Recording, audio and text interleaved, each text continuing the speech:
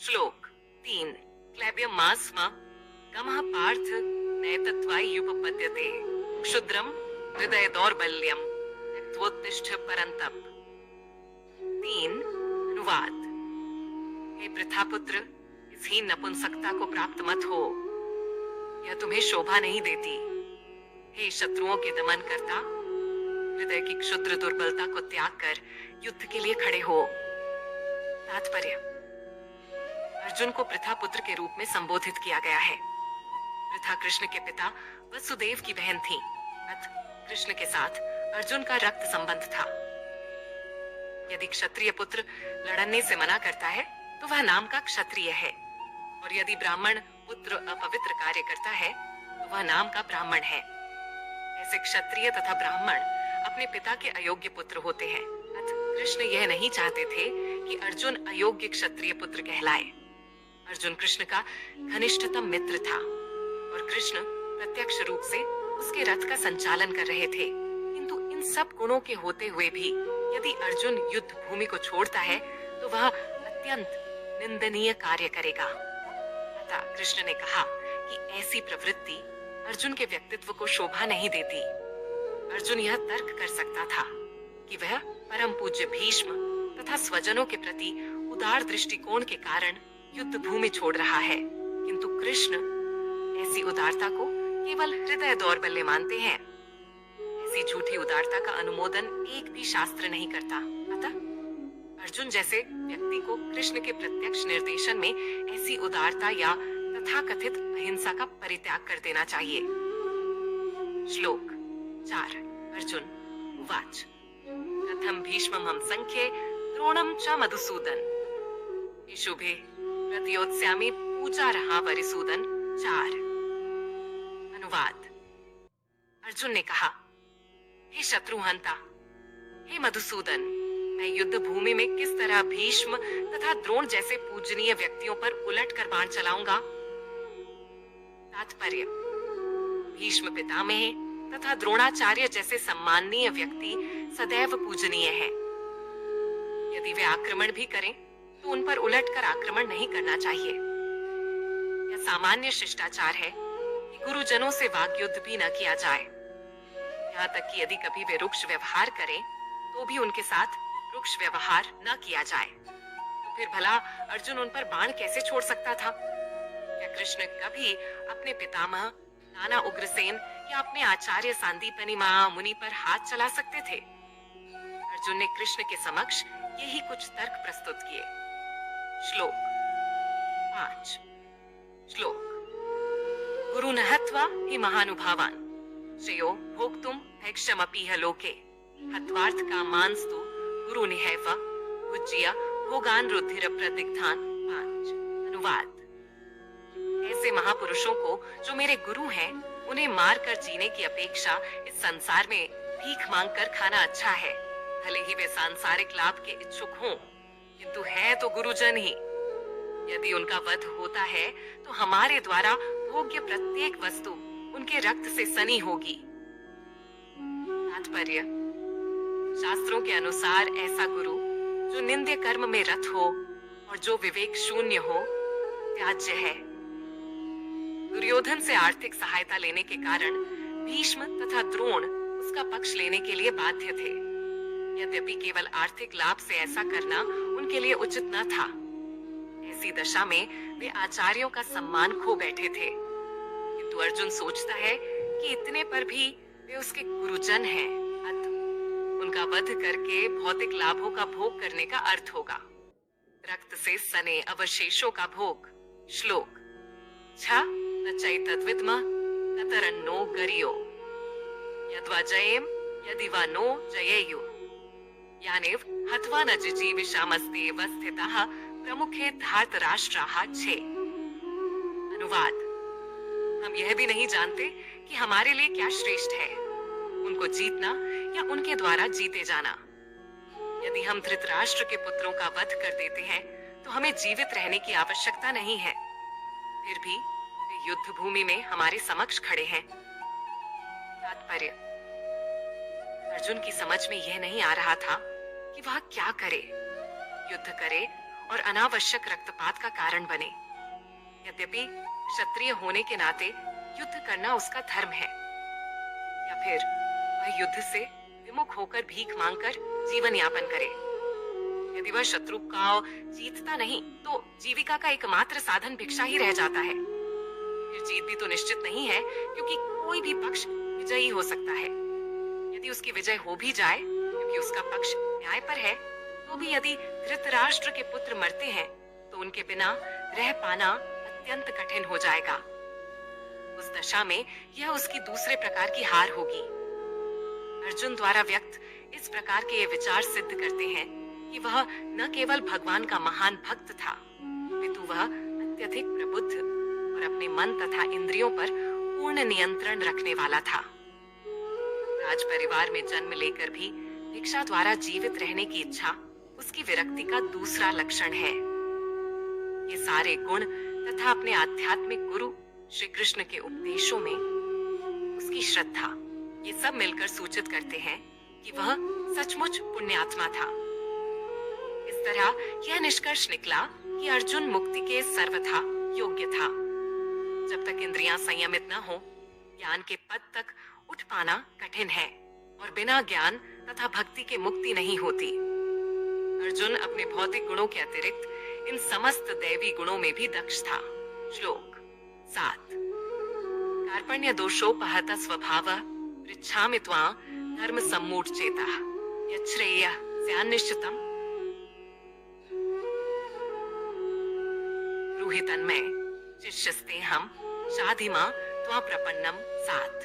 अनुवाद। अब मैं अपनी कृपण दुर्बलता के कारण अपना कर्तव्य भूल गया हूँ और सारा धैर्य खो चुका हूँ। ऐसी अवस्था में मैं आपसे पूछ रहा हूँ कि जो मेरे लिए श्रेयस्कर हो उसे निश्चित रूप से बताएं। अब मैं आपका शिष्य हूँ और आपका शरणागत हूँ, कृपया मुझे उपदेश दें। तात्पर्य, यह प्राकृतिक नियम है कि भौतिक कार्यकलाप की प्रणाली ही हर एक के लिए चिंता का कारण है। पग पग पर उलझन मिलती है, अतः प्रामाणिक गुरु के पास जाना आवश्यक है, जो जीवन के उद्देश्य को पूरा करने के लिए समुचित पथ निर्देश दे सके। समग्र वैदिक ग्रंथ हमें यह उपदेश देते हैं कि जीवन की अनचाही उलझनों से मुक्त होने के लिए प्रामाणिक गुरु के पास जाना चाहिए। ये उलझने उस दवाग्नि के समान हैं जो किसी के द्वारा लगाए बिना भभक उठती हैं। इसी प्रकार विश्व की स्थिति ऐसी है कि बिना चाहे जीवन की उलझने स्वतः उत्पन्न हो जाती हैं। कोई नहीं चाहता कि आग लगे, किंतु फिर भी वह लगती है और हम अत्यधिक व्याकुल हो उठते हैं। वैदिक वाङ्मय उपदेश देता है कि जीवन की उलझनों को समझने तथा उनका समाधान करने के लिए हमें परंपरागत गुरु के पास जाना चाहिए। जिस व्यक्ति का प्रामाणिक गुरु होता है वह सब कुछ जानता है। मनुष्य को भौतिक उलझनों में न रहकर गुरु के पास जाना चाहिए। यही इस श्लोक का तात्पर्य है। आखिर भौतिक उलझनों में कौन सा व्यक्ति पड़ता है? वह जो जीवन की समस्याओं को नहीं समझता। बृहदारण्यक उपनिषद में 3.8.10 व्याकुल व्यग्र मनुष्य का वर्णन इस प्रकार हुआ है। यो व एतदक्षरम गार्ग्य विदित्वास्मान् लोकात् प्रयतिसे स कृपण। कृपण वह है जो मानव जीवन की समस्याओं को हल नहीं करता और आत्म साक्षात्कार के विज्ञान को समझे बिना ऊकर सूकर की भांति इस संसार को त्याग कर चला जाता है। जीव के लिए यह मनुष्य जीवन अत्यंत मूल्यवान निधि है, जिसका उपयोग वह अपने जीवन की समस्याओं को हल करने में कर सकता है। जो इस अवसर का लाभ नहीं उठाता वह कृपण है। ब्राह्मण इसके विपरीत होता है, जो इस शरीर का उपयोग जीवन की समस्त समस्याओं को हल करने में करता है। यह एतदक्षरम गार्गी विदित्वास्मान् लोकात् प्रयतिसा ब्राह्मण। देहात्म बुद्धिवश कृपण या कंजूस लोग अपना सारा समय परिवार, समाज, देश आदि के अत्यधिक प्रेम में गंवा देते हैं। मनुष्य प्राय चर्म रोग के आधार पर अपने पारिवारिक जीवन अर्थात पत्नी, बच्चों तथा परिजनों में आसक्त रहता है। कृपण यह सोचता है कि वह अपने परिवार को मृत्यु से बचा सकता है अथवा वह यह सोचता है कि उसका परिवार या समाज उसे मृत्यु से बचा सकता है। ऐसी पारिवारिक आसक्ति निम्न पशुओं में भी पाई जाती है, क्योंकि वे भी बच्चों की देखभाल करते हैं। बुद्धिमान होने के कारण अर्जुन समझ गया था कि पारिवारिक सदस्यों के प्रति उसका अनुराग तथा मृत्यु से उनकी रक्षा करने की उसकी इच्छा ही उसकी उलझनों का कारण है। यद्यपि वह समझ रहा था कि युद्ध करने का कर्तव्य उसकी प्रतीक्षा कर रहा था, किंतु कृपण, दुर्बलता, कार्पण्य दोष के कारण वह अपना कर्तव्य नहीं निभा रहा था। अतः वह परम गुरु भगवान कृष्ण से कोई निश्चित हल निकालने का अनुरोध कर रहा है। वह कृष्ण का शिष्यत्व ग्रहण करता है। वह मित्रतापूर्ण बातें बंद करना चाहता है। गुरु तथा शिष्य की बातें गंभीर होती हैं, और अब अर्जुन अपने मान्य गुरु के समक्ष गंभीरता पूर्वक बातें करना चाहता है। इसीलिए कृष्ण भगवत गीता ज्ञान के आदि गुरु हैं, और अर्जुन गीता समझने वाला प्रथम शिष्य है। अर्जुन भगवत गीता को किस तरह समझता है, यह गीता में वर्णित है। तो भी मूर्ख संसारी विद्वान बताते हैं कि किसी को मनुष्य रूप कृष्ण की नहीं, बल्कि अजन्मा कृष्ण की शरण ग्रहण करनी चाहिए। कृष्ण के अंत तथा बाह्य में कोई अंतर नहीं है। इस ज्ञान के बिना जो भगवत गीता को समझने का प्रयास करता है, वह सबसे बड़ा मूर्ख है। श्लोक 8 न हि प्रपश्यामि ममापनुद्यात् यच्छोक मुच्छोषणमिन्द्रियाणाम् अवाप्य भूभावस्पत्नमृद्धम् राज्यं सुराणामपि चाधिपत्यम्। 8 अनुवाद। मुझे ऐसा कोई साधन नहीं दिखता जो मेरी इंद्रियों को सुखाने वाले इस शोक को दूर कर सके। स्वर्ग पर देवताओं के आधिपत्य की तरह इस धन धान्य संपन्न सारी पृथ्वी पर निष्कंटक राज्य प्राप्त करके भी मैं इस शोक को दूर नहीं कर सकूंगा। तात्पर्य। यद्यपि अर्जुन धर्म तथा सदाचार के नियमों पर आधारित अनेक तर्क प्रस्तुत करता है, किंतु ऐसा प्रतीत होता है कि वह अपने गुरु भगवान श्री कृष्ण की सहायता के बिना अपनी असली समस्या को हल नहीं कर पा रहा। वह समझ गया था कि उसका तथाकथित ज्ञान उसकी उन समस्याओं को दूर करने में व्यर्थ है जो उसके सारे अस्तित्व, शरीर को सुखाए दे रही थी।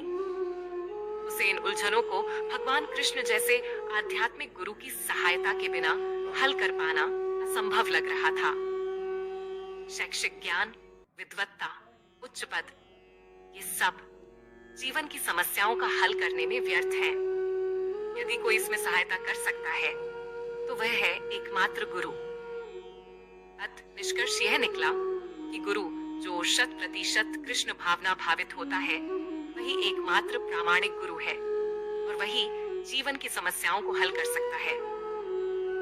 भगवान चैतन्य ने कहा है कि जो कृष्ण भावनामृत के विज्ञान में दक्ष हो, कृष्ण तत्व वेदता हो, चाहे वह जिस किसी जाति का हो, वही वास्तविक गुरु है।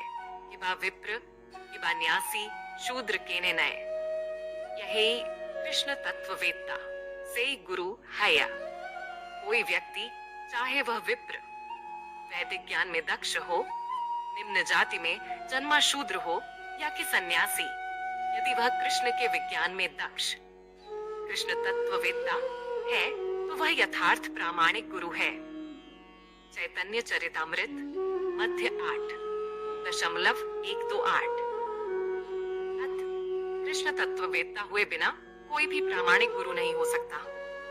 वैदिक साहित्य में भी कहा गया है, षट्कर्म निपुणो विप्रो मंत्र तंत्र विशारद वैष्णवो गुरुर्न स्याद वैष्णव।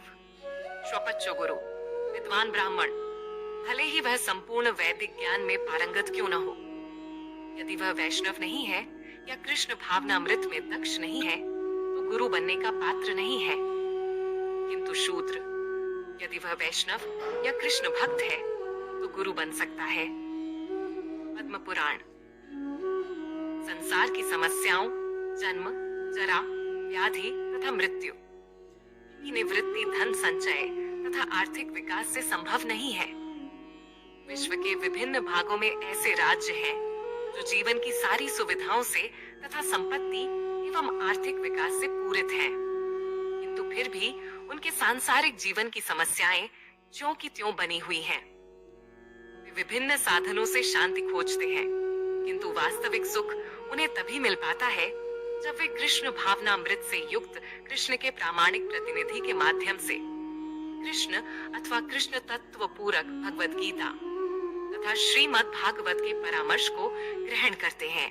यदि आर्थिक विकास तथा भौतिक सुख किसी के पारिवारिक, सामाजिक, राष्ट्रीय या अंतरराष्ट्रीय अव्यवस्था से उत्पन्न हुए शोकों को दूर कर पाते, तो अर्जुन यह न कहता कि पृथ्वी का अप्रतिम राज्य या स्वर्गलोक में देवताओं की सर्वोच्चता भी उसके शोकों को दूर नहीं कर सकती। इसीलिए उसने कृष्ण भावनामृत का ही आश्रय ग्रहण किया और यही शांति तथा समरसता का उचित मार्ग है। आर्थिक विकास या विश्व आधिपत्य प्राकृतिक प्रलय द्वारा किसी भी क्षण समाप्त हो सकता है। यहाँ तक कि चंद्रलोक जैसे उच्च लोकों की यात्रा भी, जिसके लिए मनुष्य प्रयत्नशील है, एक झटके में समाप्त हो सकती है। भगवत गीता इसकी पुष्टि करती है। क्षीणे पुण्य मर्त्य लोकम विशंति। जब पुण्य कर्मों के फल समाप्त हो जाते हैं, तो मनुष्य सुख के शिखर से जीवन के निम्नतम स्तर पर गिर जाता है। इस तरह से विश्व के अनेक राजनीतिज्ञों का पतन हुआ है। ऐसा पतन शोक का कारण बनता है। तो यदि हम सदा के लिए शोक का निवारण चाहते हैं, तो हमें कृष्ण की शरण ग्रहण करनी होगी, जिस तरह अर्जुन ने की। अर्जुन ने कृष्ण से प्रार्थना की कि वे उसकी समस्या का निश्चित समाधान कर दें, और यही कृष्ण भावनामृत की विधि है।